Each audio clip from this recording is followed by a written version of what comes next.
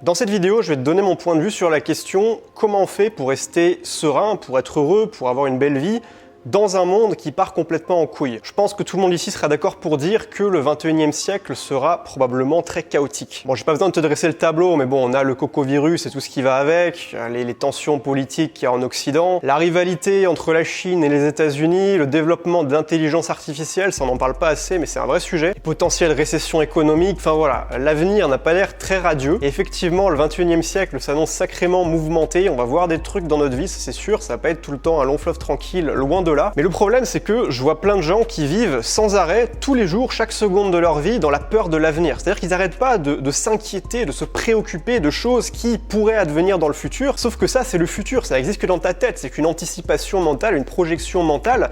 Mais ce qui compte, c'est le présent. Et la plupart de ces gens-là, ils pourraient profiter de leur vie, ils pourraient avoir une belle vie, mais ils massacrent leur temps de vie, leur quotidien, par toutes ces pensées négatives, ces émotions malsaines, cette anxiété permanente. Voilà, BFM TV n'aide pas beaucoup dans l'équation. Mais il faut vraiment comprendre ça, c'est que la qualité de ta vie, si tu regardes ta vie, admettons, la veille de ta mort, la qualité de ta vie, ça aura été la qualité des émotions que tu as vécues. Et en partant de ce principe, ça fait strictement aucun sens de se préoccuper pour des problèmes d'avenir, de vivre dans cette inquiétude, cette anxiété qui te ronge de l'intérieur, parce qu'en faisant ça, tu es en train de gâcher ton temps de vie, tu es en train de jeter des années de ta vie à la poubelle. Dans tous les cas, on va mourir, tu vois, c'est bien de se le rappeler quand même de temps en temps, on n'est pas immortel, hein. Notre décès arrivera un jour, quoi qu'il arrive. Quand, on sait pas, mais il arrivera. C'est la seule certitude dans la vie, c'est la mort. Et donc, même si aujourd'hui, on vit dans un monde qui part quand même bien en vrille sur certains aspects, c'est pas une raison pour être malheureux, pour ne pas profiter, pour ne pas te bâtir une vie qui te plaît, dont tu es fier. Je dirais même que c'est ton devoir, par respect pour ton toi du futur, juste avant de mourir. Imagine-toi un peu, tu vas mourir le lendemain, t'es vieux, admettons t'as 80 ans, t'es malade, tu sais que tu vas mourir dans quelques jours. Comment est-ce que tu te verrais si t'avais passé toute ta vie à t'inquiéter pour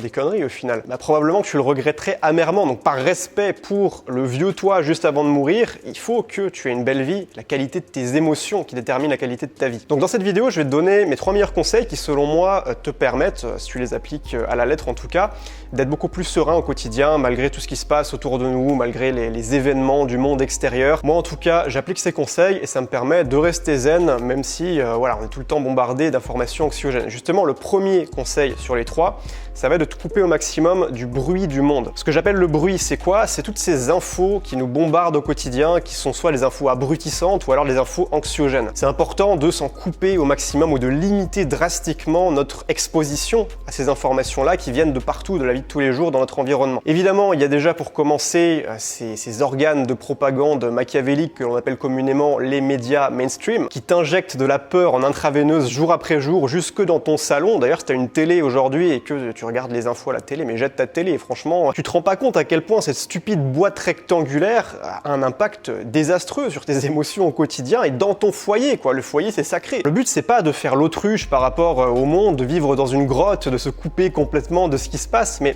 considère que suivre l'actualité, regarder les news, les infos, les médias, plus d'une fois par semaine, ça n'a absolument aucun sens. Dans tous les cas, s'il se passe quelque chose de vraiment important à l'échelle mondiale, tes proches t'en parleront. T'as pas besoin d'être connecté au quotidien à ce poison pour l'esprit que sont les news négatives, stressantes, anxiogènes. Et même dans des temps de prospérité économique, les médias trouveront toujours des histoires horribles à te raconter parce que biais de négativité, c'est le cerveau humain qui est comme ça, c'est ce à quoi tu vas donner de l'attention. Il y a aussi une autre conséquence dont on parle pas, c'est que quand tu suis les news de manière régulière, en fait, ton esprit est concentré sur des événements extérieurs que tu ne peux pas contrôler. C'est hors de ta zone de contrôle. Si demain Xi Jinping envahit Taïwan, tu peux rien faire. Tu vas pas aller dire oui Xi, c'est pas très gentil, j'aimerais bien que tu arrêtes s'il te plaît, et il va te dire d'aller te faire foutre. Hein. Tu vois, il en a rien à foutre de toi, Xi Jinping, il fait ce qu'il veut. Donc tu vois, t'as pas de contrôle là-dessus, et plus tu te focalises sur des événements comme ça, sur lesquels, dans tous les cas, tu peux rien y faire, moins tu seras concentré sur les choses que tu peux par contre contrôler, qui sont, on en parlera un peu plus dans la vidéo, j'ai noté, mais voilà, ta zone de contrôle, améliorer ta vie à ton échelle individuelle, là tu peux contrôler, et c'est là-dessus qu'il faut se focaliser. Ensuite, je vais passer rapidement, mais tu as les réseaux sociaux, j'en ai déjà parlé 1000 fois sur ma chaîne, mais c'est des voleurs de temps, voleurs de ton attention, également destructeurs pour l'estime de soi, ça pousse à se comparer sans arrêt, tu vois des top modèles sur Instagram, des mecs qui ont des super vacances, et toi t'es là, derrière ton téléphone, sur ton canapé, à glander, et tu te dis mais pourquoi j'ai pas une vie aussi bien que ces gens-là, alors que c'est qu'une vitrine qui montre, c'est pas la réalité. Eux aussi, ils ont une vie banale la plupart du temps, mais juste, ils veulent se montrer sous leur meilleur jour, et toi toi, ton cerveau, il comprend que ça, c'est leur réalité, mais c'est pas le cas. Mais ton cerveau, il peut pas faire la différence entre les deux.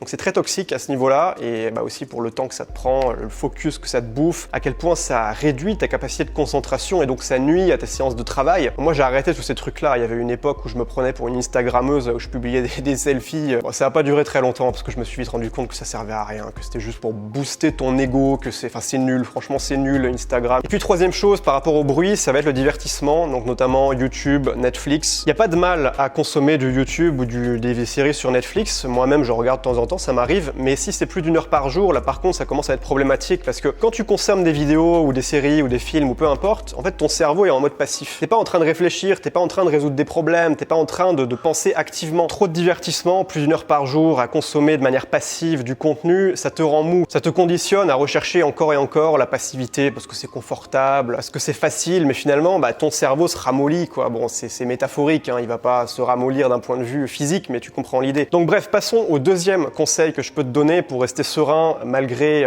l'état du monde. Alors ça c'est un conseil de base, hein, mais c'est l'hygiène de vie. C'est-à-dire que si aujourd'hui tu as une mauvaise hygiène de vie, tu vas évidemment être beaucoup plus stressé, beaucoup plus anxieux, tu vas te sentir mal dans ta peau, tu n'auras pas les capacités mentales pour encaisser parfois les coups durs de la vie. Les news anxiogènes que tu reçois, elles vont avoir un effet décuplé. Donc hygiène de vie c'est simple, il y a 3 choses, et ces 3 choses qui devraient être ta priorité aujourd'hui si tu n'es pas encore au point là-dessus, c'est le sport, le sommeil, l'alimentation.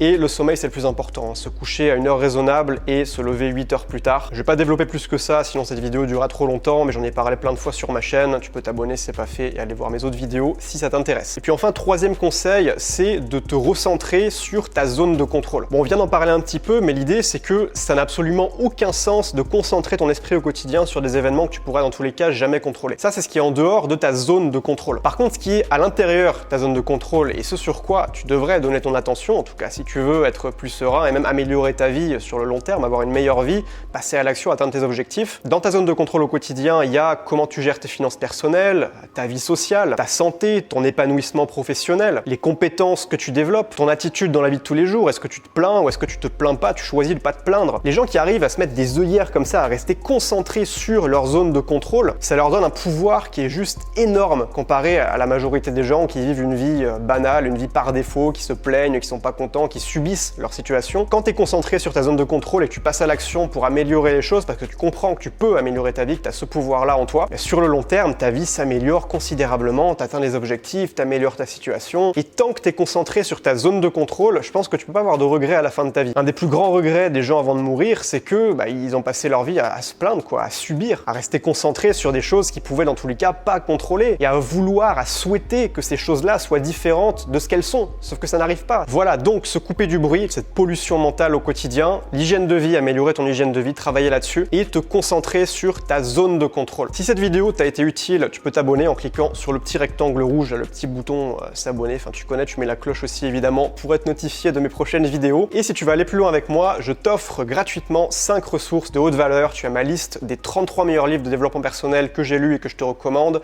Tu as ma liste des 17 meilleures applications de productivité que j'ai testées. Tu as une liste de 21 idées d'objectifs que tu peux te fixer pour reprendre le contrôle de ta vie. Tu as mon template d'agenda à recopier pour organiser tes semaines de la manière la plus efficace possible et vraiment avancer chaque semaine. Et tu as un extrait gratuit de ma formation Habitudes explosives qui va t'aider à créer des habitudes solides et durables sur le long terme. Pour recevoir tout ça, c'est gratuit. Tu as le lien dans la description de cette vidéo et également dans le commentaire épinglé. Tu cliques sur le lien, tu me laisses ton email et moi je t'envoie ça immédiatement. D'ici quelques minutes, tu pourras accéder à tout ça. Voilà, donc sur ce, c'était Emilio. Je te souhaite une super journée, porte-toi bien et on se dit à très vite. Ciao, ciao.